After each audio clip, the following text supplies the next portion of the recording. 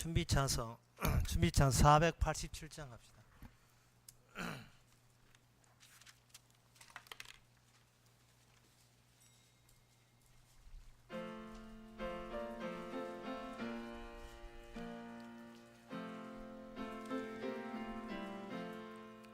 죄짐 맡은 우리 구주 어찌 좋은 친군지 걱정 근심 무거운지 우리 주께 맡기세. 주께 고함 없는 고로 복을 얻지 못하네. 사람들이 어찌하여 아랠 줄을 모를까. 시험 걱정 모든 괴로움 없는 사람 누군가. 부질없이 낙심 말고 기도드려 아뢰세. 이른 진실하신 친구 찾아볼 수 있을까. 우리 약함 아시오니 어찌 아니하릴까. 근심 걱정 무거운 짐 많이 진 자 누군가. 피난처는 우리 예수 주께 기도드리세. 세상 친구 멸시하고 너를 조롱하여도 예수 품에 안기어서 참된 위로 받겠네. 아멘. 다 같이 묵도함으로 오후 예배를 함께 드리겠습니다.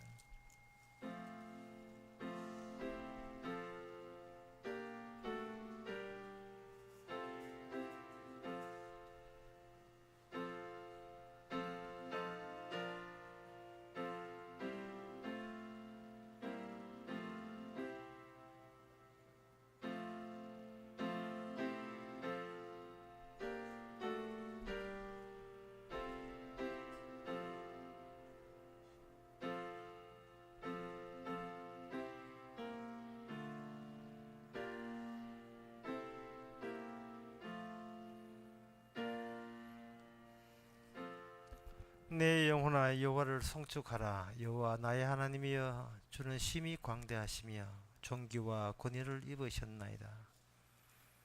천사와 지금도 함께 계신 하나님, 천사로부터 권위와 찬양을 받으시는 하나님, 그 현장에 우리가 들어와 있음을 저희들은 말씀을 통해서 알게 해주시고, 천사만 높이는 하나님이 아니라 우리도 같이 높일 수 있는 하나님인 것을 저희들이 깨닫게 하옵소서. 예수님 이름으로 기도합나이다. 아멘. 찬송가 398장 합시다.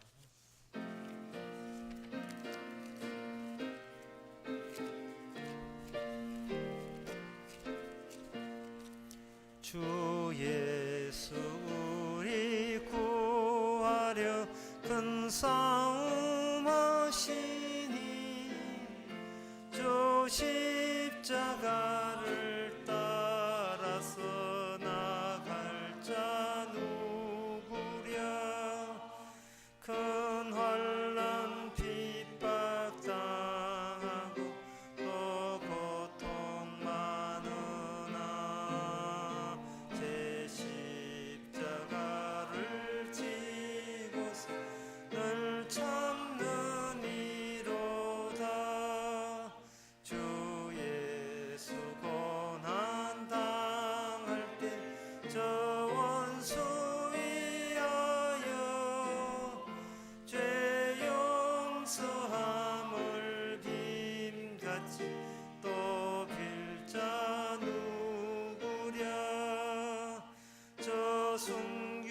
순교자가 죽을 그 원수 사하고 죄요 부탁했으니 주 따르니로다. 저 택함 받는 사도 주 성령 받은 후 큰 환난 고통 당할 때 다 참고 이겼네. 그 험한 고개 넘어서 저 천성 갔으니 주 예수 믿는 우리도 본받게 하소서. 아멘. 이 시간 다 함께 기도할 때 기도 제목을 말씀드리겠습니다. 죽음이라는 것은 모든 것이 잃는 것입니다. 하지만 이 모든 것이 잃는다는 말은 정말 쓸데없는 것을 잃는 것을 의미하는 겁니다. 그래서 죽는다는 것에 대해서 겁먹지 말고 새로움을 받기 위한 과정에 이미 포함되어 있다는 것을 아시고 즐겁게 모든 것을 잃으면 잃을 수 있는 마음이 되고자 다 같이 기도합시다.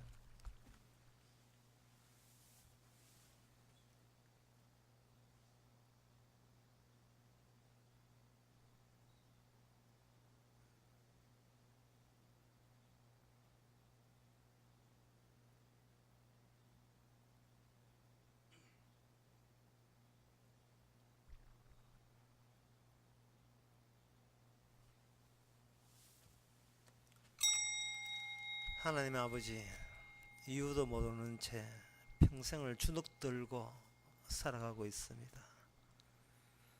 그 원인을 알아보니 바로 다른 세계를 느끼지 못한 우리 자신에게 과오가 있고 한계가 있음을 알게 되었습니다. 주께서 오셔서 저쪽으로 넘어갔는데 그 사실을 믿는다 하지만 실상은 믿지 않고 이 안에 갇혀 사는 우리의 가련한 몰골을 이 세상은 불쌍한 여기어서 잃었기에 모든 것을 얻었던 사도 바울처럼 그렇게 자유롭게 살게 하옵소서. 예수님의 이름으로 기도합나이다. 아멘.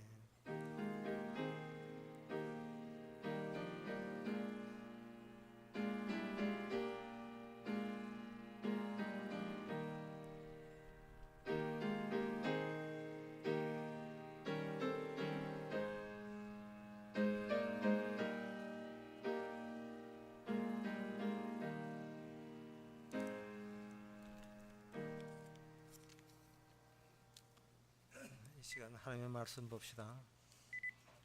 하나님의 말씀은 신명기 17장 8절에서 13절까지입니다.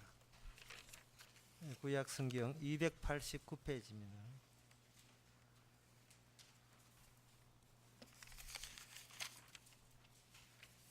8절에서부터 17장 8절부터 제가 읽습니다. 내 성중에 송사로 다투는 일이 있을 때 서로 피를 흘리거나 다투었거나 구태하였거나 하여 내가 판결하기 어려운 일이 생기거든 너는 일어나 내 하나님 여호와를 택하실 곳으로 올라가서 레위 사람 제사장과 당시 재판장에게로 나아가서 물으라. 그리하면 그들이 어떻게 판결할 것을 내게 가르치리니 여호와께서 택하신 곳에서 그들이 내게 보이는 판결의 뜻대로 내가 행하되 무릇 그들이 내게 가르치는 대로 삼가 행할 것이니 곧 그들이 내게 가르친 대로 법률의 뜻대로 그들이 내게 고하는 판결대로 행할 것이요 그들이 내게 보이는 판결을 어기어서 좌로나 우로나 치우치지 말 것이니라. 사람이 만일 천자이하고 내 하나님 여호와 앞에 서서 섬기는 제사장이나 재판장을 듣지 아니하거든 그 사람을 죽여 이스라엘 중에서 악을 제하여 버리라. 그리하면 온 백성이 듣고 두려워하여 다시는 천자이 행치 아니하리라. 아멘. 성경을 볼 때에 두 종류의 방법이 있다 했습니다. 과거에서 현재로 미래로 나아가는 해석이 있고 미래에서 완료된 상태에서 현재를 거쳐서 과거를 전부 다 삼켜버리고 없애버리는 쪽으로 그렇게 두 종류의 시간청이 있고 두 종류의 해석이 있습니다. 미래에서 오게 되면 이미 완료가 되어 있기 때문에 정답을 알고 있는 입장인 반면에 과거로부터 현재에서 미래로 차올라 오게 되면 정답을 손에 쥐고 있지 않습니다. 그래서 어떤 결정을 해도 이게 정답이 아니면 어떻게 할까? 내가 판단하는 것이 판단이 아니면 어떻게 하느냐? 내가 믿는다는 것이 믿음이 아닌 걸 들통나면 나는 헛수고잖아. 늘 이게 불안해요. 이것은 바로 두 개의 시간층이 있다는 걸 모르고 항상 과거를 근거로 해서 현재를 분석해서 미래보다 안전한 방향으로 나가자 하는 이 인간들의 본질을 그냥 유지하다 보니까 그렇게 된 겁니다. 과거에서 현재로 그런 미래로 나아가는 그 방식도 있어요. 그리고 율법에 대한 해석도 마찬가지입니다. 과거에서 현재 미래로 나는 해석도 있고 율법에 완성된 미래에서부터 출발해서 현재를 거쳐서 과거에 이렇게 잘못된 해석을 했었구나라고 살펴보는 그런 방식도 있습니다. 오늘 설교는 두 가지 다를 제가 언급해 드리겠습니다.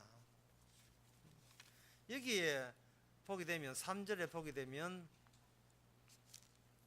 17장 8절에 보게 되면 너 성중에 서로 다툼이 있어도 서로 피 흘렸거나 다투거나 구타하였거나 하여 내가 판결이 어려운 일이 생기거든 너는 일어나 내 하나님 여호와의 택하실 곳으로 올라가서 레위 사람 제사장과 당시 재판관에게 나아가서 물어라 이래 됩니다.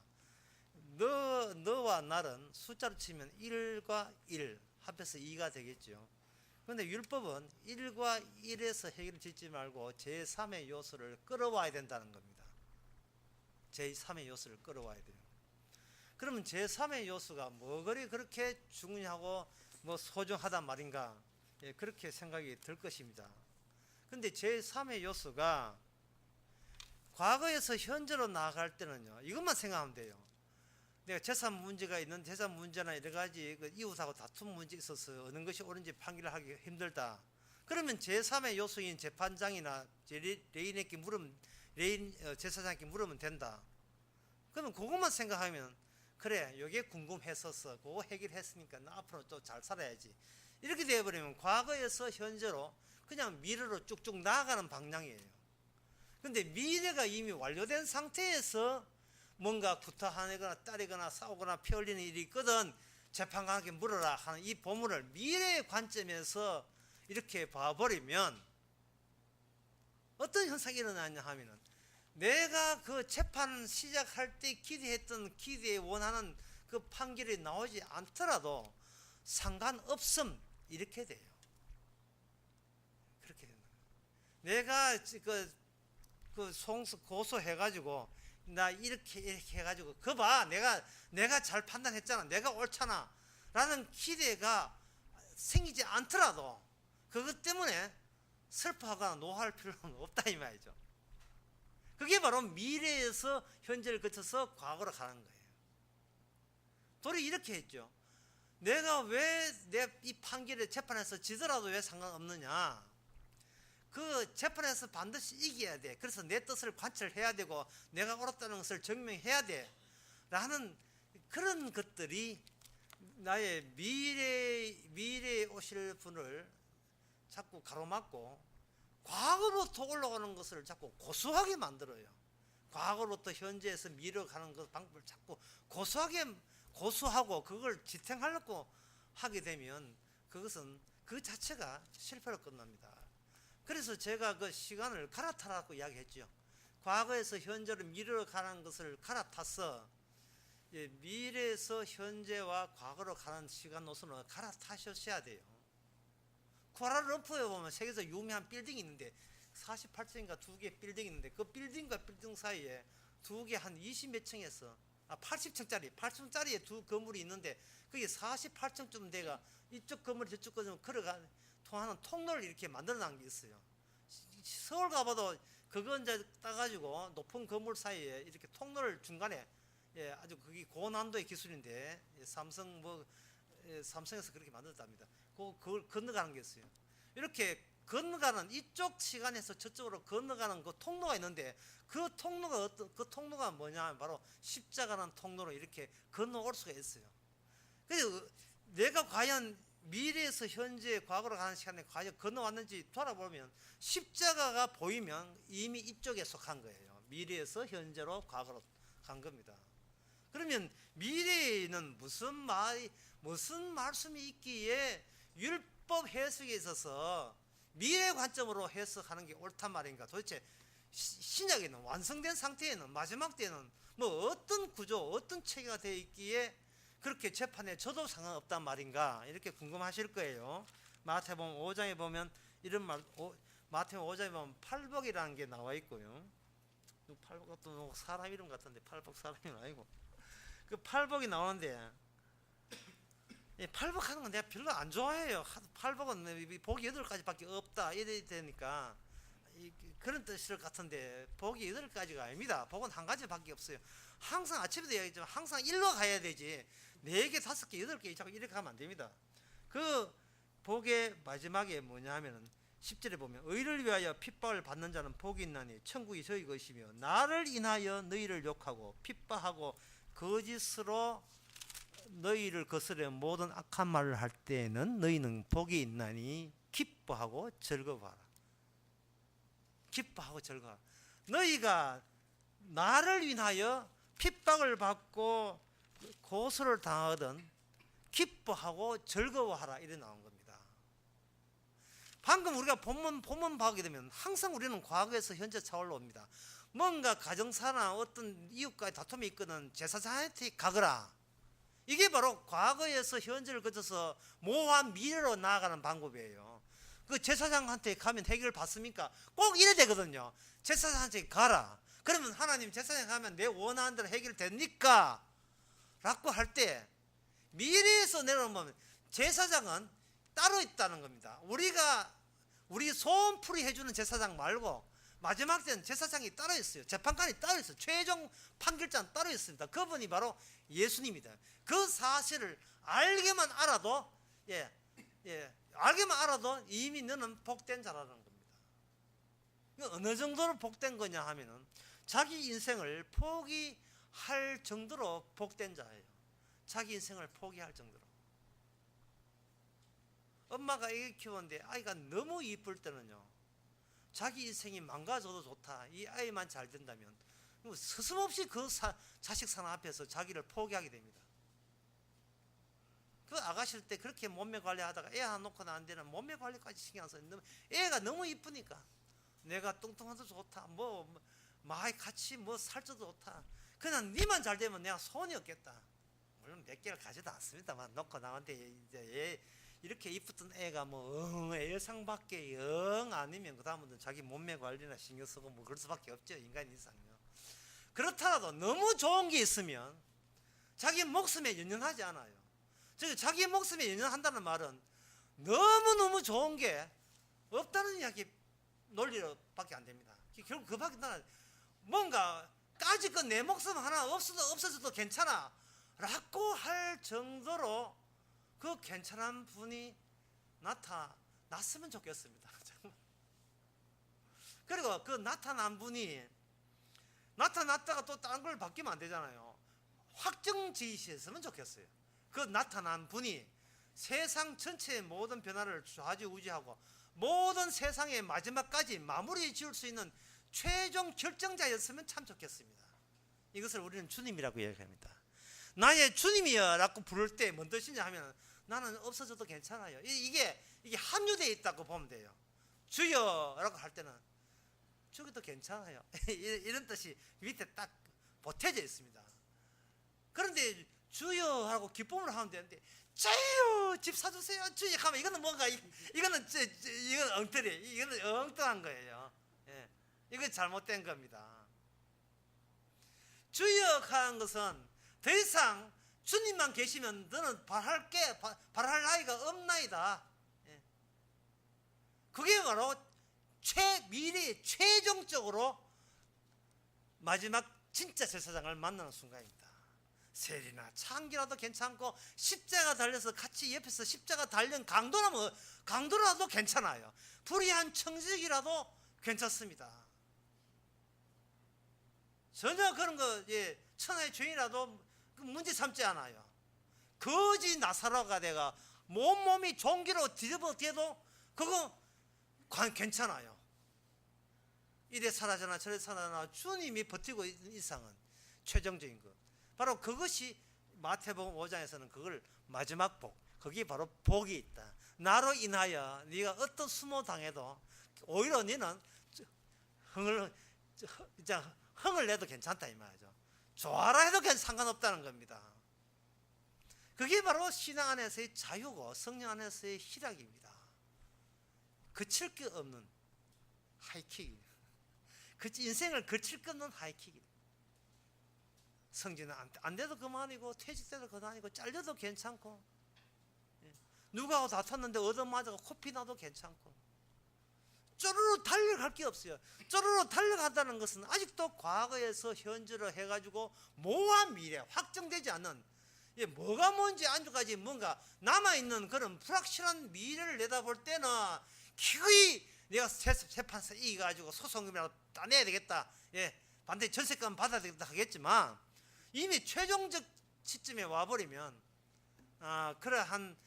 그러한 내 욕심을 채우는 그것조차도 이게 다 부질없는 짓이라는 것을 깨닫게 되는 거예요. 이게 최종 제사장과 성도의 만남의 최종적인 겁니다. 이제 그렇다면 이제 여러분들이 무사히 그 십자를 다리를 건너와 가지고 이제 갈아탔다고 치고 이제 다시 오늘 본문에, 그렇다면 오늘 본문은 왜 있느냐?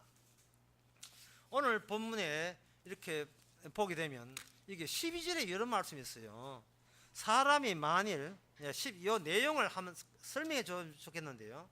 어떤 사람이 서로 치고받다가 네가 잘났다 내가 잘났다 하니까 이게 너와 나 이밖에 안 되니까 제3을 도입하기 전까지는 이게 모든 것이 판정이 원활하게 체결이 안 돼요. 그래서 제사장을 불렀습니다.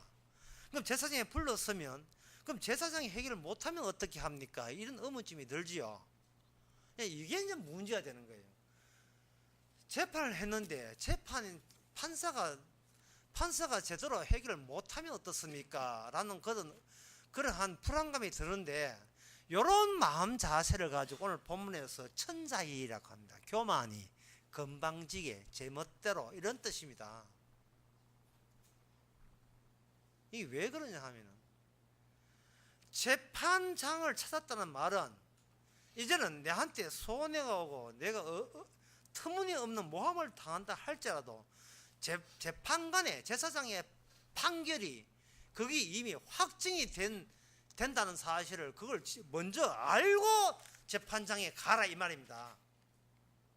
자, 쉽게 합시다. 이스라엘 백성에 제사장이 있다. 재판장 빼고 제사장 마찬가지니까 제사장이 있다는 말은 네한테 어떤 일이 벌어지더라도 그 결과에 대해서 네가 미리 짐작할 그런 권리도 없고 자격도 없다는 말이에요.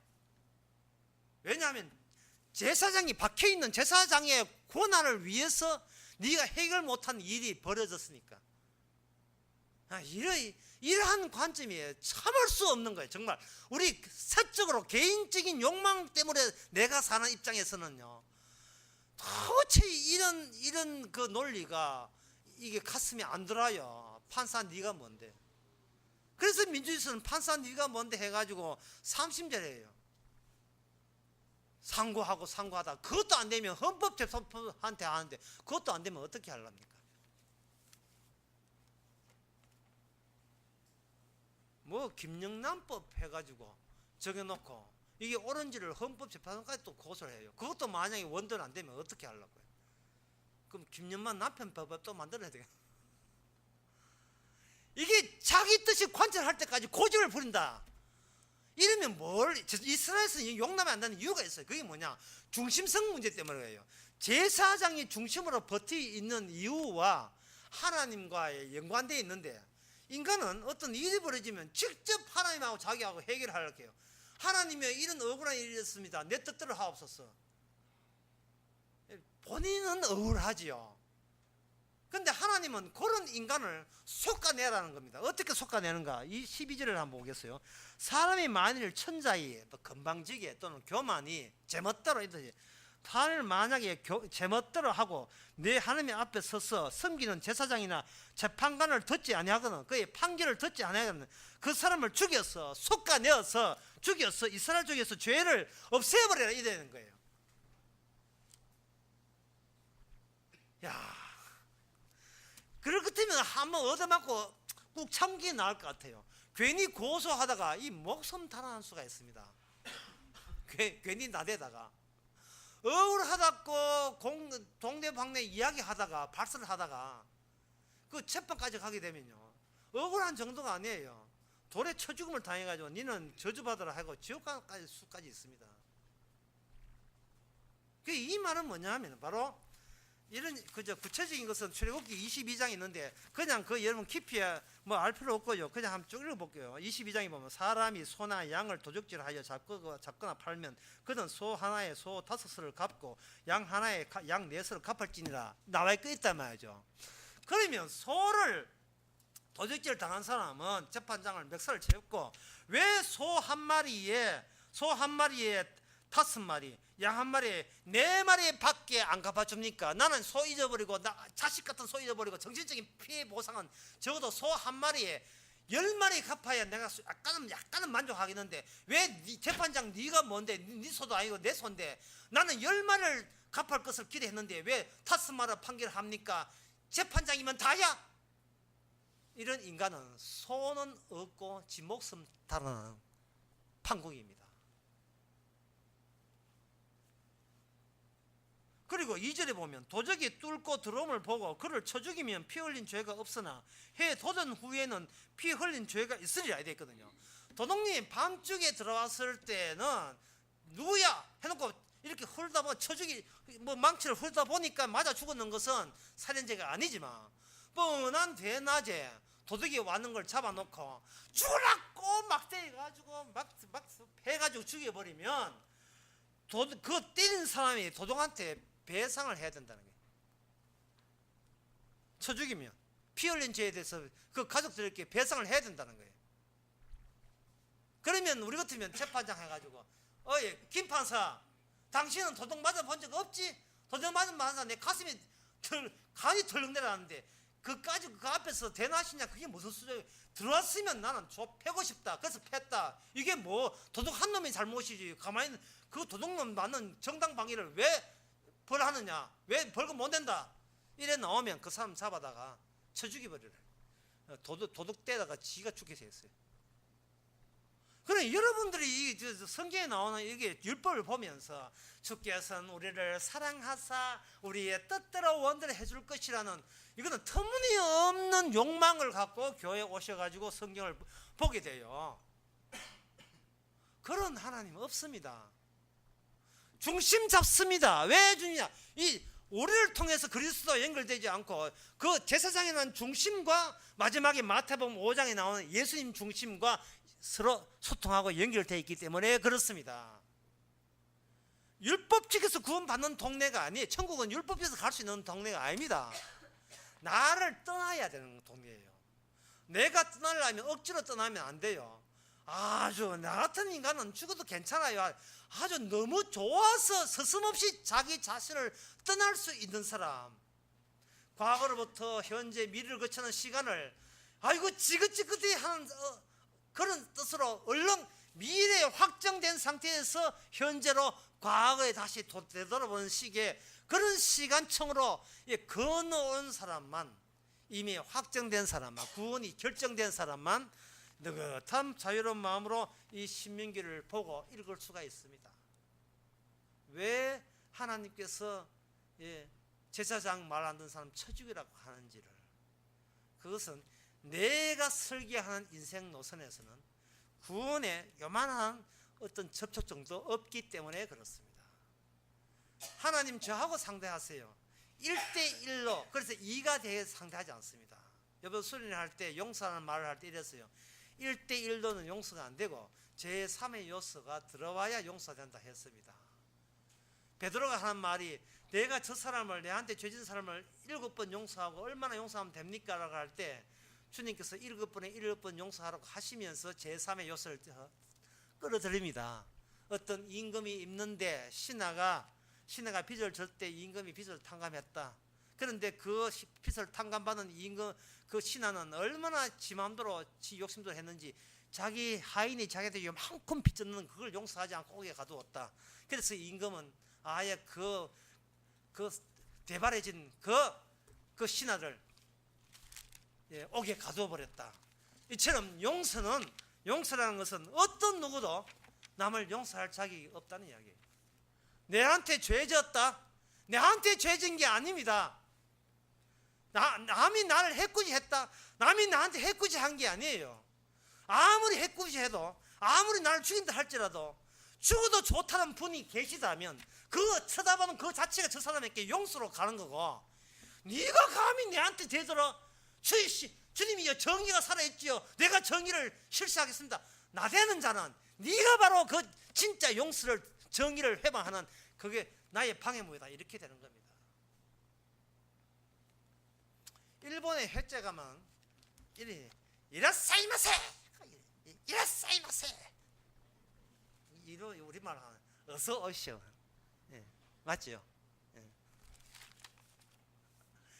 그렇게 영접해놓고 갈 때는 뭐 별로거든요. 모든 인간은 자기 중심이 돼가지고 그 일본 횟집 보면 그걸 너무 잘 느껴져요. 스미마셍, 샤미다 뭐 이런 거요. 소데스까 이런 거야. 이런 일본의 그 얍삽한 거, 갑자기 일본이 이게 되는 거. 그처럼 모든 것이 과거로부터 현재에 내 구축되어 있는 내 노동과 내가 겸손하고 내가 인사 잘하고 이런 것들이 지금 이 횟집을 유지했다는 거예요. 과거에서 현재 여기에 뭐하고 미래는 뭐 앞으로 잘하겠지 뭐 한 채 남아둘 때 나는 그 인간들은 나는 나로 인하여 즐겁고 행복한데, 그게 만약에 위에서 누가 폭행을 가는지 피를 흘리게 되면 고소하게 될 거예요. 바로 그 이야기 하고 있는 겁니다. 쉽게 말해서 과거에서 현재로 가는 모든 인간들은 오직 자기만 챙기고 자기 행복하면 그만이기 때문에 폭력 사태라는 것이 그 본인에게 의미 있게 다가오는 거예요. 그런데 이스라엘은 그 폭력 사태의 의미는 당하는 본인에게 있는 게 아니고 중심에는 제사장에게만 의미가 있어서 그런 사태가 벌어졌고, 그 제사장이 속에 마음에 들지 않더라도 그 제사장은 장차 모든 게 완료된 위에는 한 분밖에 없는 제사장, 그분을 증거하기 위해서 이스라엘 내에 이 제사장 중심 나라가 된 겁니다. 이게 바로 율법 해석입니다. 미래에서 현재를 거쳐서 설명하는 것.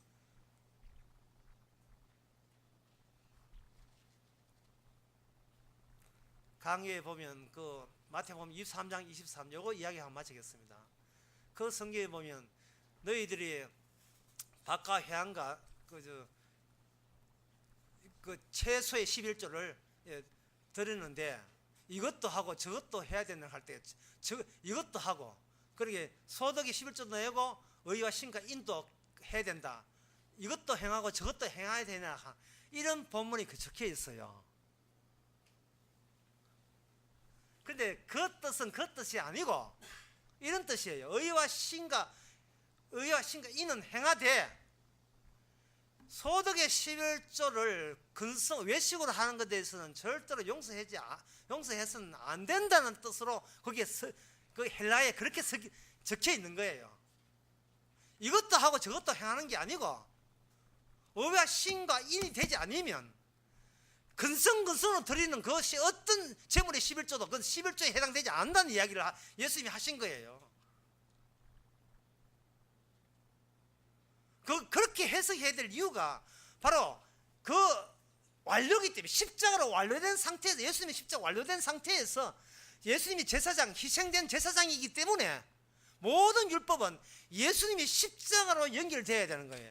자신 인간들이 행함, 그 과정 속에서 인간의 행함은 거절돼야 되거든요. 아니 거절돼야 될 그걸 11조 행함을 그걸 또 이것도 하락하면 이게 말이 돼요? 안 되죠. 그럼 왜 11조를 그렇게 좋아하느냐?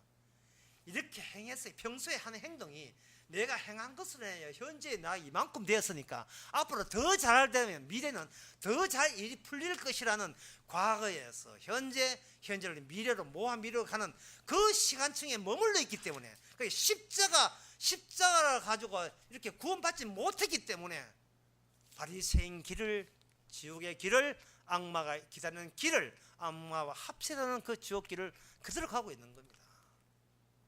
율법을 주신 것은 바로 예수님과 연관시켜서 주신 거예요. 기도하겠습니다. 하나님 아버지, 지금껏 살아온 것이 내 덕이다.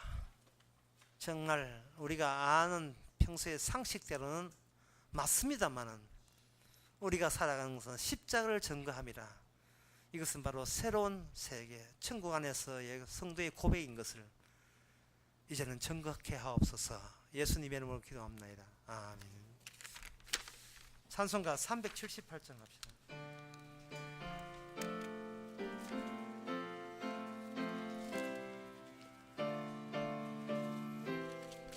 가사를 생각해 보세요.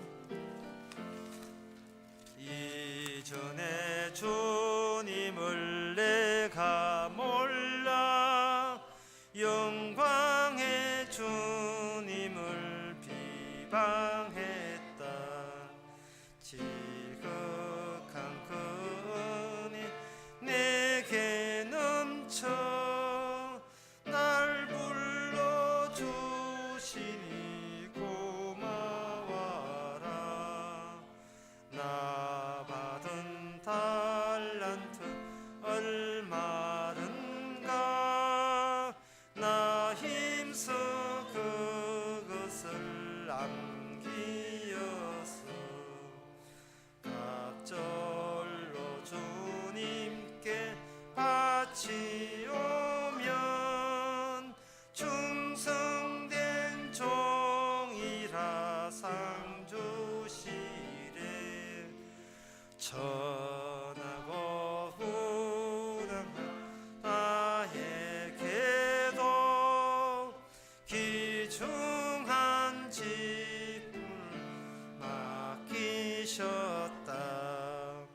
그 은혜 고맙고 고마워라. 이 생명 바쳐서 충성하네. 내 하는 일들이 하도 적어 큰 열매 눈앞에 안 베여도 인께 죽도록 충성하면 생명의 면류가 얻으리라. 기도합시다. 지금은 우리 주 예수 그리스도의 은혜와 하나님의 크신 사랑과 성령의 충만하심이 제자들이 회상하듯이 이미 구원받은 입장에서 늘 회상하듯이 성경을 볼 줄 아는 모든 성도에게 주의 이름으로 축원하나이다. 아멘.